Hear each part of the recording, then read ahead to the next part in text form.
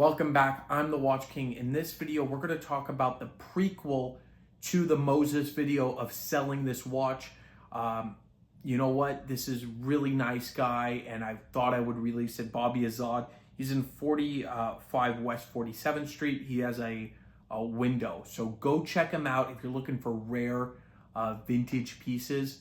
And modern. He actually had a bunch of modern too. So like rare stuff. He's got Patek's. Go check him out.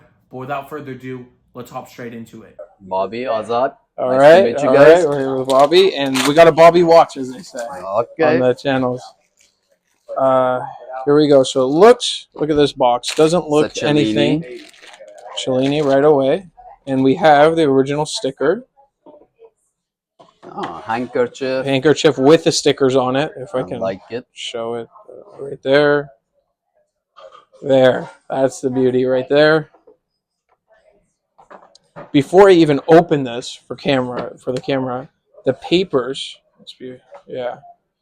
papers are here, and I want to be very careful. Normally I wear gloves, but it's fine for the video here. You have not stamped papers, but completely blank. They never filled it out. With the letter here, that's in Arabic, and then you also have the letter in English. So it could have been an English diplomat that was helping out the king. 99%. Yeah, and you have also the original. This is basically what you get, the booklet now. And then look at the condition of this box, like brand new. And we have the watch. Let me grab gloves because it doesn't have a scratch on it. The alligator band looks fresh too. Brand new. Brand new. If you could tell me where the alligator was from, I'd give you extra money for it. Original case back sticker. Beautiful. All right, and then you have the there too. So, would you be interested in something like this? Let me get my loop.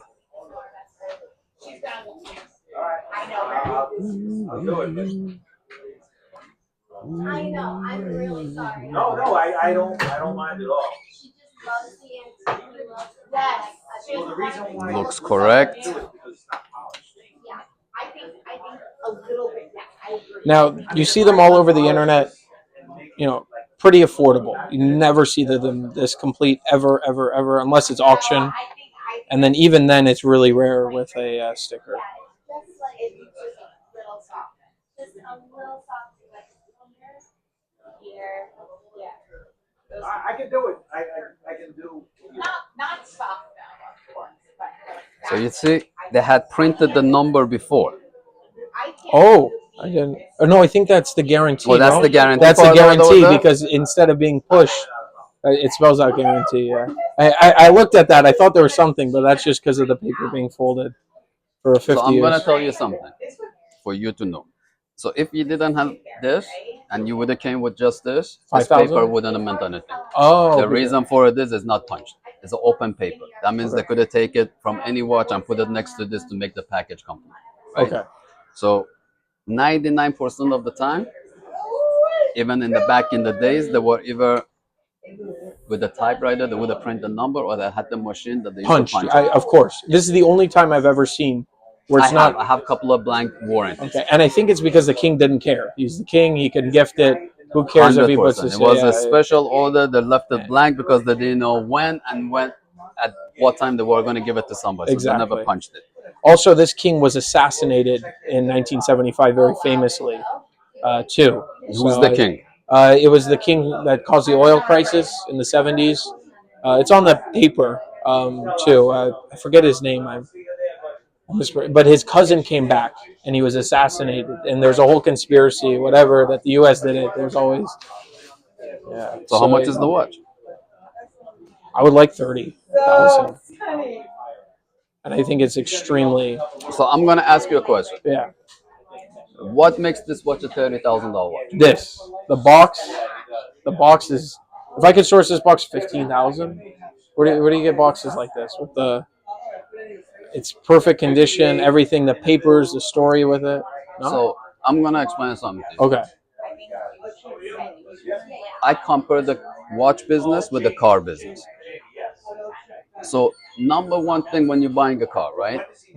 You're looking at the engine, you're looking at the brand, you're looking at the name, the history of it. You have all that in here, right? Just because of a watch has a $3,000 value, the package that goes and comes with the car or with the watch doesn't give it extra $30,000 value.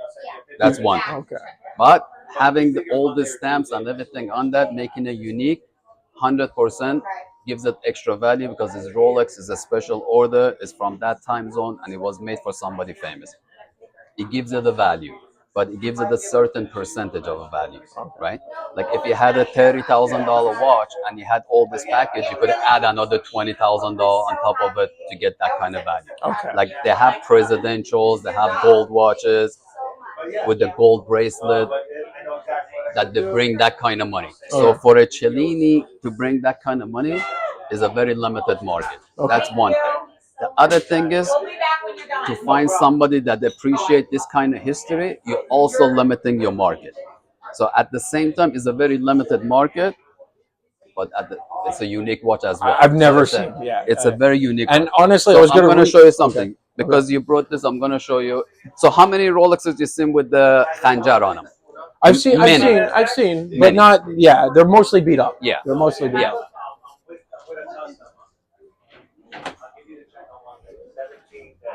That's it. That's it.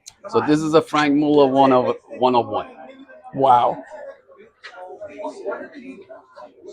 So this retailed $30,000, and it was a special order, right? Okay. I have the same package that you have, the same thing, and this is the only time they use 2 time zones Okay. because it was 2 kings.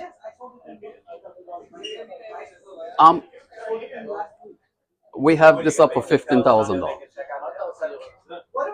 Okay. Frank Muller doesn't have the history of the Rolex. 100% it doesn't have. It's a 2 different thing, 2 different brand. Of course. But my thing to you is this. So as a collector, this has certain collectability. This has no collectability as a brand. Yeah. As a Frank Muller brand. Just Rolex because of does. Conjure. Just because of the name and the brand, 100%. right? But having these figures in there, it gives it the collectability. I've never seen that. I'll be That's honest. the first time. That's a particular taste that somebody needs. But it's so this interesting. was more special than this because it was specially It's made piece for unique. the king Yeah, itself. of course I can. I can't deny So, that. This watch, if it didn't have this, is a $5,000 watch, right? Fair enough. So I would give it another $4,000 or $5,000 because it's a unique watch. I value this watch between $9,000 to $12,000. Okay. So, but as far as like the make goes, the brand goes, the condition goes, the complication, the quality of the way the watch is made, you could see that this is a better quality than the Rolex, even though it doesn't have the history I of the understand. Rolex. Yeah, it's a different king. It's much like. It has nothing to do with the king. I'm talking about as a timepiece itself. Okay. Fair enough. It's a timepiece. Yeah. So my thing to you is what you're asking. It makes a lot of sense because of the packaging that you have. For my advice to you, you have to find somebody that cares about that, cares about the history of it. Like for somebody in America to care and pay that much money for a history that doesn't concern them. Like if this was American history, president, it would be already sold. You understand what I'm saying? So but this is, by the way, this is market. fresh to market. I figured you would. It's You would be beautiful. really cool to show this to. It's a beautiful piece. I appreciate you showing it to me. And I never seen this combination together. I have never ever seen it with the receipts from the purchaser. So you have a unique collection. My advice to you: do as much marketing that you can and auction it. Yeah. I think auction, you might get the same interest, and they would target that market for it. So you would target the right market to make that kind of sell and get the maximum out of it. I don't think anybody in New York City is going to appreciate this for that value. Yeah. Very fair. I understand what you're saying. Thank you for your advice. Anytime. All right. Anytime. Thank you so much. My pleasure. All right, let me put it back. So concluding this video, Bobby was actually a great guy. He made me laugh, of course, with the alligator because I describe everything. Hey, but I did it with, Moses. So that's who ended up buying it, right? That's how you have to describe this stuff because it's really rare. And people need to understand the rarity of this because of the collection. Now, the watch itself, you can find them beat up, so forth. You know, it's just something of a nice piece to show. And Bobby's a great guy, and I wanted to show him off. So stick around, stay subscribed, because there's a raw negotiation, a raw 47th Street negotiation coming out soon. This is, you know, a half an hour negotiation. We go back and forth. It gets ugly, but you know, the guy's a good guy at the end of the day. So, but you know, saying that, thank you all for sticking around, and I will catch you in the next one.